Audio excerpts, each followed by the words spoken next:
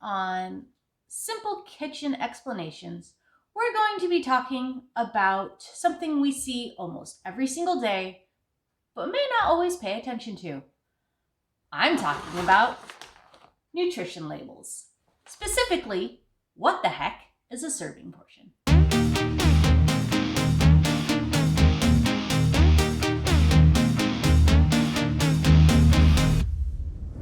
What exactly is a serving portion? Well, when you look at any type of nutritional panel or label, usually it has a couple of bits of information at the very top. Usually it tells you how many servings per container and what the serving size is. And you can find that on a lot of different foods.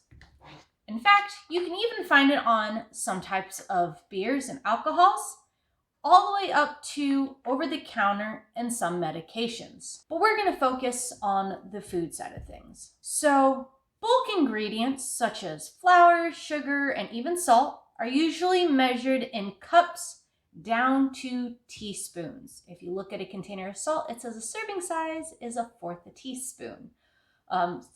Depending on the salt size, it could even be 1/8 of a teaspoon. Now, foods like cakes or pies, you'll see that a serving size is 1/8 of a slice of pie because you cut your pies usually into 8 slices. Or it might be some other type of fraction. You even have instances such as now bottles of soda and candy bars where they're taking into consideration that the whole thing is now a serving. The panel itself actually links back to nutritional information need and the correlation to the food pyramid. Now, there are 2 different types of departments that are kind of in charge of the nutritional standards for at least the American population in the States. Now, in other countries, you probably also have a board that decides what type of nutrients information you're looking at and need on a daily basis. But for this video, we're going to focus on the US just to kind of make things easier. I don't want to confuse anyone. So the 2 departments at play are the USDA Center for Nutrient Policy and Promotion. So these are the people who set the standard for what the food pyramid used to be, which is now my plate. And the second department is how the FDA defines the reference amounts customarily consumed, or RAC. So they're the ones that give information to food manufacturers that say what is a serving, how much are the calories, and all that information. So if you look at a bag, that manufacturer has gone to the RAC site or their website to gather information on how to portray the nutritional food panel. Now, the nutrition panel is how consumers keep track of what they are ingesting. So the nutrition panel lets people know what they are consuming. And some of that might be to differentiate between dietary restrictions or just wanting to reduce the amount of sodium in their life. So the salt content or how much sugar is in it. Some even talk about the trans fat and the saturated fat. And lately they've added sugar and added sugar to the nutritional panel. Now, why is this important? Because in 1996, a serving size of 1 muffin was 85 grams. That was 1 serving. In 2016, that amount almost doubled to 130 grams. From 1996 to 2016, portions of food have increased twice.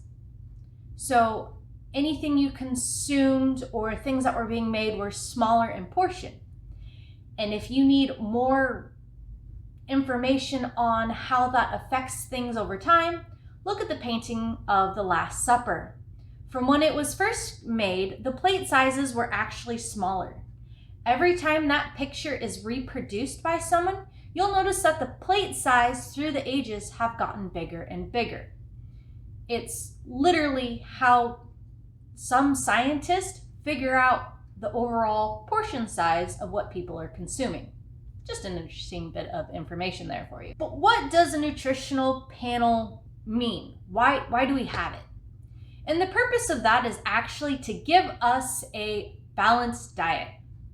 So this, back in the day, was how you got your nutrients from your food. How much whole grain, how many vegetables, how much fruit, how much dairy you needed, and how much exercise, how much dessert you should actually eat, how much alcohol intake. Yes, they even considered that. But as the culture has changed and they revisit the food pyramid, they changed it into my plate to give a better representation of what our dietary needs are. But the thing most people forget is that this is based off of a 2,000 calorie a day diet. If you're wanting to lose weight, you might decrease your calorie intake. And if you're trying to gain weight, you might eat more calories. Example, swimmers might eat 3 times this amount because of how much energy they burn and how fast people metabolize the food that they ingest. So not all people eat everything they need on a daily basis. Some days they might eat more carbs. Some days they might eat more protein. Other days they might just eat fruit.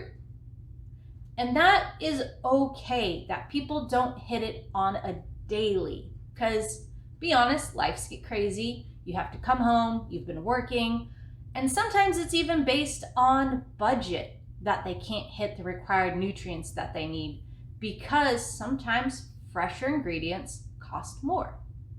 And that's no fault of anyone's. Food itself is important to ingest, and making sure you have a balanced diet where you at least consume something of each of the portions a day is important, because your body needs those things to sustain itself, even at the minimum. Maybe you remember the kids in high school who used to live off of corn nuts and Mountain Dew, and then they got really sick. Or the girl who all she ate was chicken nuggets and she ended up dying because she didn't have any of the other nutrients that she needed because she refused to eat anything else. Nutrients in multiple forms is important for your body. And the panels, the nutritional panels that you see, help you regulate what your body needs in regards to proteins, dairies, vegetables, grains, and overall just tries to keep you healthy, because at the end of the day, we want to be healthy so we can do the things we enjoy. And that's really all that's important, is making sure we're able to do what we need when we want, within reason. Anyways, I hope this talk about the serving size and the food pyramid, which has now turned into my plate, has been informational. If we need to, we can dive deeper into nutritional panels and what all the information and words mean on it, and how they set up the dietary needs based on the panel. So thanks again for watching another episode of Simple Kitchen Explanation.